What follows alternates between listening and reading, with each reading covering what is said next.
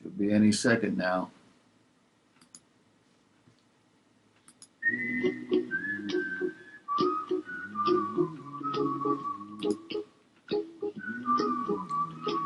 Welcome to the Bible Forum. It's Sunday night. I think it's still August 4th, 2019. I'm Warren Sprouse. The Bible Forum is a ministry every Sunday night from 8 until 10 p.m. Eastern Standard Time. We look at life through a biblical lens, try to solve all the world's problems in 2 hours or less. Alternatives is a 501c3 non-profit corporation. Donates to this ministry are tax deductible and will assure the ministry will continue. Click the donate button on the Bible Forum website or write to me at bibleforum.net. We'll take care of it from this end. Been a whole lot of stuff going on this week. Things maybe you've watched, absorbed, maybe you haven't.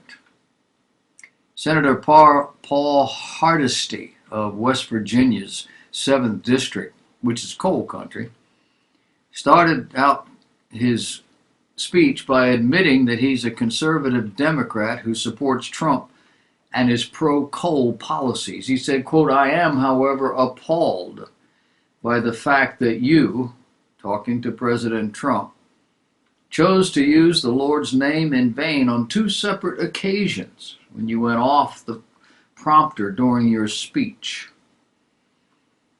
There's no place in society, anywhere, any place, and any time where that type of language should be used or handled.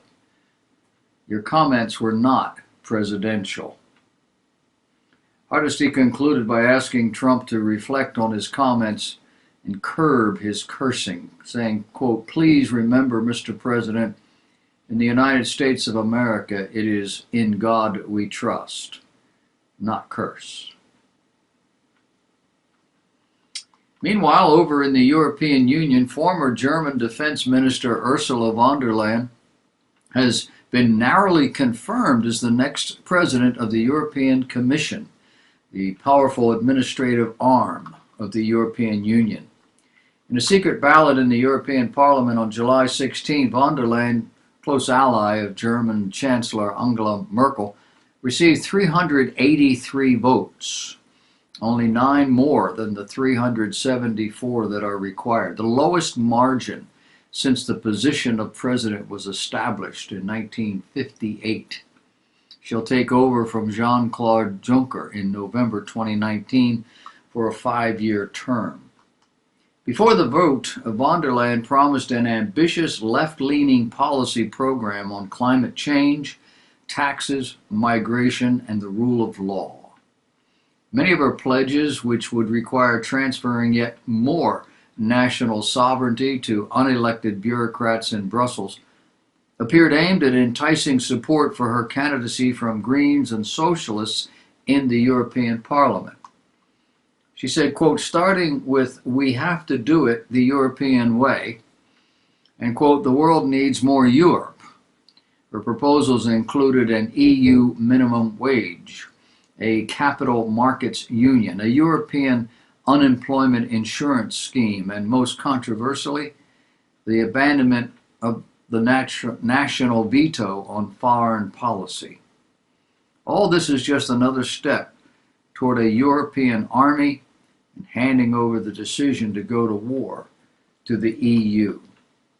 This is why the new Prime Minister in Great Britain is against the European Union, wants out, will get out, whether the people like it or not. The majority do, but he's not going to fool around. Over in Palestine, in Jerusalem, a former rabbi of the old city of Jerusalem and one of the leading rabbis in Israel today said in an interview recently, quote, "We must do everything in our power to build the temple." He's talking about the 3rd Jewish temple. Rabbi Avigdor Nebenzal is an Israeli rabbi and posek. Posek is defined as a legal scholar, one who determines the position of Jewish law in cases of law where previous authorities are inconclusive. In a recent interview, the rabbi stated that despite delays by Israel's High Court, explicitly stated we must do everything in our power to build it, the third temple, and not wait for it to fall from the sky. The rabbi emphasized that there has never been any sort of ruling from the Jewish sages of the Mishnah that states that the Jewish people should wait for it to fall from the sky, contrary to what ultra-Orthodox Jews tend to believe.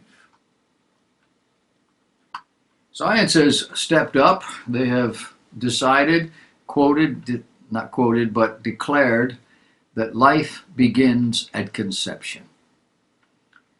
Despite the efforts to deny it, thousands of biologists now confirm this truth. Matt Staver, founder of Liberty Counsel, writes, "It should go without saying that every unborn and born baby has value, no matter the stage or circumstances."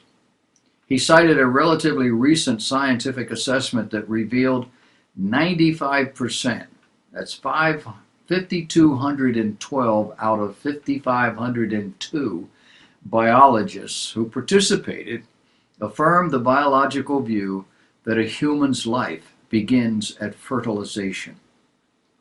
It's a key issue in abortion, since many of those who support abortion claim they are unaware of when life begins, or they claim that it begins at birth, that the unborn child is not really a child. But even Harry Blackmun, who wrote the Supreme Court opinion creating a right to abortion in 1973, admitted there were concerns. He said at that time, if the personhood of the unborn were to be established, the premise of the ruling says it's legal to abort a baby, would collapse, and the unborn baby would have the full protections of the Constitution. The study that Staver is citing says, quote, biologists' consensus on when life begins. The study started out with a question of nearly 3,000 adults asking who should answer the question about the beginning of life. According to a recent report, the death rate in the United States has slowed down in recent years, and it's done so for all ethnicities, including Hispanics. However, there are exceptions and notable issues involved. For example, the death rate for Hispanics fell 2% every year between the years 2000 and 2011. However, it slowed to less than 1% annually from 2011 to 2017. That, according to a CDC report. The death rate decline slowed for Black Americans during those same years. It barely budged for white Americans. However, according to the report, between 2012 and 2017, the death rate actually rose among younger adults between the ages of 25 and 44. 21% for white and Black adults, 13% for Hispanic adults. It's becoming more and more dangerous to be a young adult in America. Most victims, young victims that is, in this particular age group, died of injuries, including drug overdoses and suicides. Sally Curtin, a health statistician at the CDC's National Center for Health Statistics, authored this new report. However, homicides has risen as well as deaths related to heavy use of alcohol, she said. It's not all driven by drug overdose, but it pretty much drives all the injury deaths. Death rates also rose 6.9% for white, 4.2% for Black middle-aged adults. These are men and women between the ages of 45 and 64. during the years 2012-2017. They were essentially flat for Hispanics after they had been dropping steadily for previous years, which means it has come up a little bit. The data paint a very different picture for younger U.S. Hispanics whose death rates are rising, and older generations who have remained healthier. Most Hispanics over the age of 50 are foreign born, and many came to the United States as workers, while more of the younger generations were born right here. And what this tells us is that we, as Americans, are killing our children. We, the so-called adults, who fail to nurture our children. The educational system that has opened the door to all sorts of dangerous and disgusting behaviors, treating all of these things as if they are normal. Add to that the churches, which have abandoned God's word in favor of rock concerts, and a government that's trying to have things both ways. That is, to hold parents responsible, but view, and at the same time view parents as being in the way, especially parents who seek to raise children in the nurture of God. There's talk about lowering the age for military service to 16. We lowered the drinking age to 18 a number of years ago until we saw what it was doing. The adults in the room already knew, but the progressives ignored them. But circumstances made the point. It will do probably the same with taking children in at 16. Recently I heard someone say that if a young person got a high school education, got married in their early 20s, and held down a regular job, that young person would do just fine. Now, do you know many younger people who do this? You see this sort of thing being supported in our movies, our music, and in the popular social structures? The answer is no. And now you understand.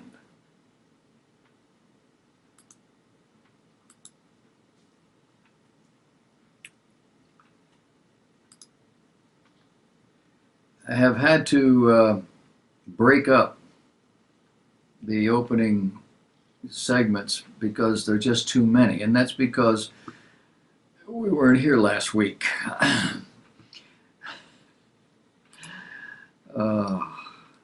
Also ran into my screen going dark while I was talking to you, and now talking to you I'm trying to do that and figure out what do I do to get this to stop. I know what to do, I just don't know it when I'm talking to you.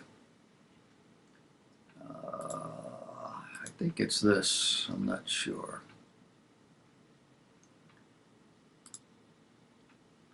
I think that's it, yeah. Now you got your technology that says if you leave it alone for a length of time, it shuts off. I got to stop that each Sunday night as these things begin, and I just forgot to do that. I am so happy to be here as opposed to last Sunday night. That was so frustrating. It was difficult to get to sleep, and I have struggled all week realizing that the gremlins were at work and there wasn't a thing I could do about it. I have found over the years that when these things happen, it just happens. And then, of course, the next time you do it, like tonight, you set it all up and you just wonder, is it going to work? And most Sunday nights, it just works the way it's supposed to work. Plug everything in, turn everything on, test it out, it works fine. Last Sunday night, I could not make this thing work. I do not know why. We've got 1, 2, 3, 4, 5 regulars in the house. We've got John and Mac and Ezzy and Russ. And Denise is here. Sonnet Mom. We're all here, Russ says. No, you're not. There's some missing. But all y'all that are here are here. You know what that means. I did forget to start the audio recording. I do that more often than I don't. And it's just a matter of old age. Maybe it's because I stopped doing that for so long and trying to get back to it. I don't know. Have a part 2 of these beginning issues, the things I like to run through at the beginning of the show, just an overview of things that are happening. And so I'd like to get back to that and do part 2 so that everything is working the way it's supposed to work.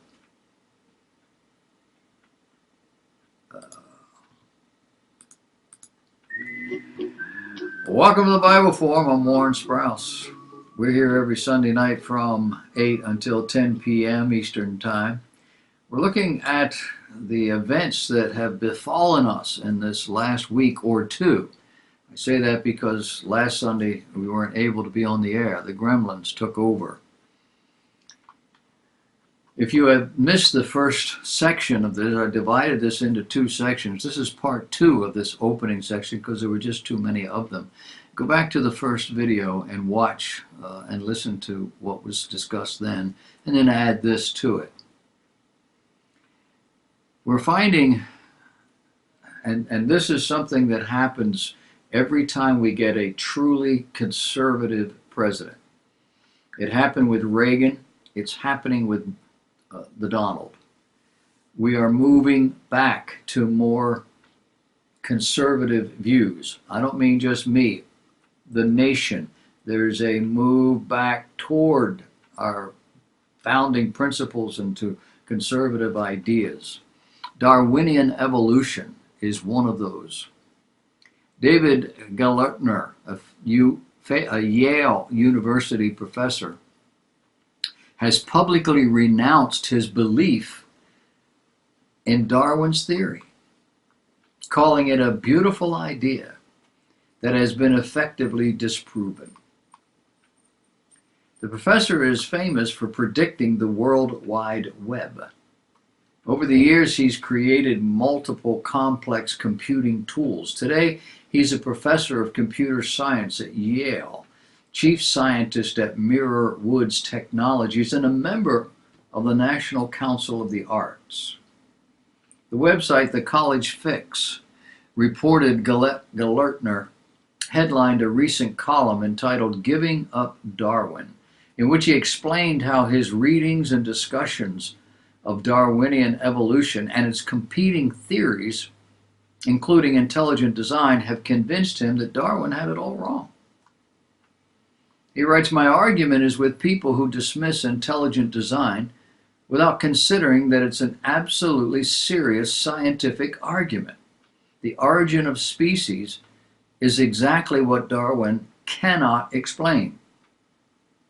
He goes on to say, "Now, I haven't been destroyed. I am not a biologist, and I don't claim to be an authority on this topic, but what I have seen in their behavior intellectually and at colleges across the West is nothing approaching free speech on the topic. It's a bitter, fundamental, angry, outraged rejection of intelligent design, which comes nowhere near scientific or intellectual discussion." Gelernter said the failures of Darwinianism are insurmountable. Fossils show that a, quote, striking variety of new organisms, including the first ever animals, pop up suddenly in the fossil record over a mere 70-odd million years, end of quote, which contradicts Darwin's expectation that new life forms evolve gradually over long expanses of time. And he said the odds of creating a new protein by chance are just too high to calculate. It can't be done. I know what some of you are thinking. You say he's over 70-odd million years. That's a very short period of time in evolutionary thought and theory. It's a long time, but for them, it takes more than that. We haven't had more than that. The U.S. Justice Department has recently reinstated a 2-decades-long dormant policy allowing the federal government's use of capital punishment. and they immediately scheduled the executions for 5 death row federal inmates. According to Attorney General William Barr, quote, Congress has expressly authorized the death penalty through legislation adopted by the people's representatives in both houses of Congress and signed by the President. The Justice Department upholds the rule of law, and we owe it to the victims and their families to carry forward the sentence imposed by our justice system. Now, the last federal execution took place in 2003. Since then, there has been protracted litigation over the drugs historically used in lethal injection executions, preventing the government from continuing the practice. The Senate Judiciary Committee's ranking Democrat, Dianne Feinstein, said Thursday's announcement was wrong. The federal government should be leading the effort to end this brutal and often cruel punishment, not advocating for its return. She said it's time we evolve and put this terrible practice behind us. UN Secretary General Antonio Guterres believes the practice shouldn't happen anywhere. All the countries that continue to impose the death penalty on the population are flying in the face of what the UN believes is the principled position to end this sort of penalty once and for all. The conservative majority court, with 2 justices appointed by Trump, has given little indication of being willing to rule the death penalty unconstitutional. Now, the higher authority, God, in the Bible, says in Genesis 9, chapter 6, whoso sheddeth man's blood, by man shall his blood be shed. Why? For in the image of God made he man. Now, this is not talking about accidental deaths. This is cold-blooded murder. It is an attack upon God. The question here is, what penalty is strong enough to deter the killing of human beings? The answer is an especially painful penalty. We're trying to make the execution of human beings painless. It ought to be painful. The death of their victim was painful enough to make the population at large think long and hard before they kill someone. To argue that capital punishment is too brutal is just simply to miss the point. U.S. Representative Elijah Cummings is in the news. He is a member of the U.S. House of Representatives. He has represented Maryland's 7th Congressional District since 1996. Prior to that, he was a member of Maryland's House of Delegates for 13 years. The 7th Congressional District includes just over half of Baltimore City. It includes most of the majority black precincts of Baltimore County, as well as most of Howard County. He previously served in the Maryland House of Delegates. He's a member of the Democrat Party and chair of the Committee's Oversight and Reform. Chairman Cummings felt the ire of President Trump this week for declaring conditions at our southern border to be squalid at best and horrific at worst. He said children there were being forced to sit in their own feces. How he knows this, he did not say.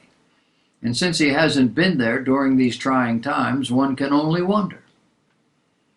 President Trump challenged him to take a look at his own district, that the conditions he believes exist at the border actually exist in his district and have for decades. Congressman Cummings was not happy. Cummings' district is about 55% black and includes a large portion of Baltimore. It's home to the national headquarters of the NAACP and also Johns Hopkins University and Johns Hopkins Hospital. The city has struggled with violent crime, with more than 300 homicides for the last 4 years in a row. It has a crumbling infrastructure and a police department under federal oversight. Cummings District also extends into Maryland's Baltimore and Howard counties. People living there have been seen on TV in the so-called man-on-the-street interviews confirming what President Trump said. Others have chastened the president, suggesting that if he knows things are bad, he should do something about it instead of pick on Chairman Cummings. We learned later in the week that a reporter going to the area to do what's called a stand-up had the cameraman pan over to show the junk and trash that's piled up in the area, only to have a rat scurry out and run across the bottom of the screen. Justice. Tega City in South Carolina is a small city. It's in York County, has a population of 7,621 people. It's located some 20 miles south of Charlotte, North Carolina. Tega City sparked controversy this week after city officials first removed the word Lord from a fallen police officer's memorial before ultimately removing the entire memorial. They did that until, as they say, we can find a solution that expresses our unwavering support and gratitude to those who risk their lives every day for ours, presumably without these offensive words. According to the Christian Post, a memorial containing the officer's prayer, that's not the dead officer's prayer, it is the officer's prayer, generic, been there for years, was placed outside the Tega City Police Department to honor police officers killed in the line of duty. After being up for only a short time, the city reportedly received numerous complaints about the religious words on the memorial, caused the city officials to cover up the word Lord, a word that appears at least 3 separate times. Later, city officials removed the word Lord from the prayer, but that didn't solve the problem. Instead, the move sparked even more controversy. Now, my guess is the complaints came from social media and other what are called meaningful sources, probably totaling about 30 or so. I would be shocked if it were anywhere near a majority of the population.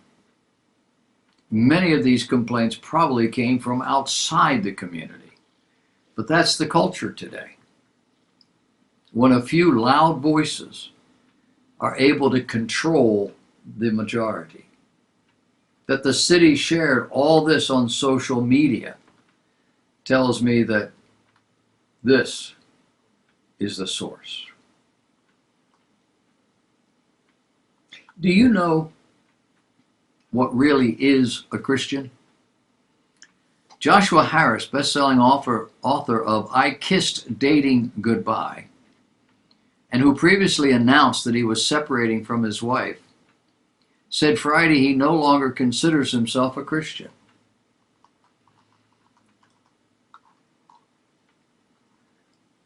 I Kissed Dating Goodbye was one of the most popular Christian books in the late 1990s and 2000s among Christian families and singles who embraced the courtship model.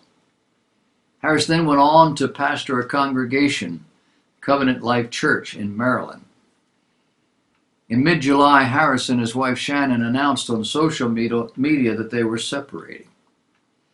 In recent years, some significant changes have taken place in both of us, Harris wrote on his Instagram. On Friday, he revealed one of those significant changes. You see, the information that was left out of our announcement is that I have undergone a massive shift in regard to my faith in Jesus. That on his Instagram. The popular phrase for this is deconstruction. The biblical phrase is falling away. By all the measurements that I have for defining a Christian, I'm not a Christian. Now, many people tell me that there's a different way to practice faith, and I want to remain open to this, but I'm not there now.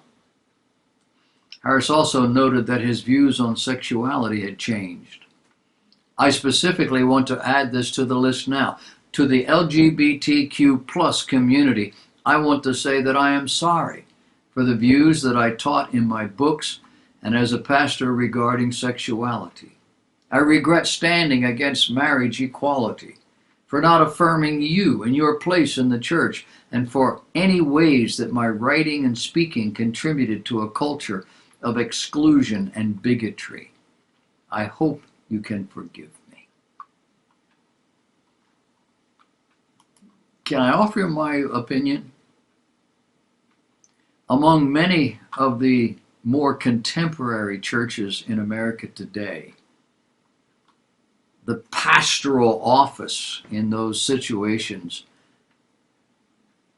I guess, from what I read, is largely made up of men like this, who are in it not because God called them and separated them unto it, but because they really like to do this. And then when their values change, they don't want to do it anymore. There's a bunch of them out there whose values have never changed. They have never been biblical either, and they won't leave. That's the condition of the church today. You have to be very, very careful. Despite how much politicians try to use euphemisms to deny it, every human life begins at conception, and thousands of biologists now confirm this, according to Matt Staver, founder of Liberty Counsel. It goes on to say it should go without saying that every unborn and born baby has value, no matter the stage or circumstances. He cited a relatively recent scientific assessment that revealed 95% of biologists participating in an affirmed biological view that humans' life begins at fertilization.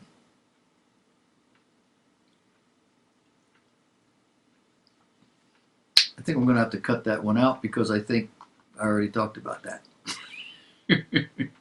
I think I've put this in two different spots at the same time. We'll have to do something else. We'll work it out. Recently, the American Psychiatric Association announced the creation of a special task force, as they say, quote, to address the needs of people who practice consensual non-monogamy, including their intersecting marginalized identities. They can come up with more fancy words. That's a lot of words that need to be unpacked. So I'm going to give it a shot. First, consensual non-monogamy. This is a euphemism for polyamory. Makes it clearer? Now, polyamory is the practice of, or the desire for, emotionally intimate relationships with more than one partner. And, quote, intersecting marginalized identities, end of quote, means the task force will look into how the desire to have more than one partner is in fact a deep-seated identity.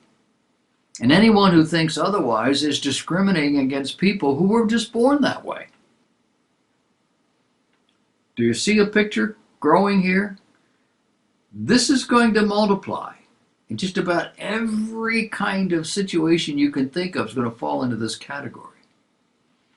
The American Psychiatric Association put it in their announcement, quote, the ability to engage in desired intimacy without social and medical stigmatization is not currently a liberty for all.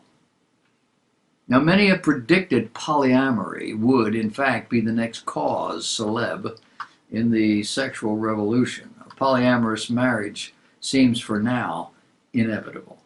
That would mean marriage between more than two people, and why not? If marriage is officially severed from procreation, as so-called same-sex marriage has now legislated, then there's no reason to reserve it for two people instead of 3, 4, or more. Or as a member of the task force wrote on medium monogamy, on a website, I guess, or a publication called Medium, I don't know what that is, they wrote, quote, monogamy is privileged, implying, of course, that it shouldn't be. The task force will study all kinds of polyamorous relationships with the stated goal, according to the same task force member, of helping mental health professionals examine their biases and take a non-judgmental posture toward clients engaged in consensual, non-monogamous, just as they would the LGBTQ clients. Doors open, folks. And since the American Psychiatric Association is so prestigious and non-judgmental, the results are pretty much assured. Polyamorous relationships will be judged just another social construct, and anyone who says otherwise, like me, is, well, a bigot. Now keep in mind, these people have a vested interest in guaranteeing a steady flow of customers.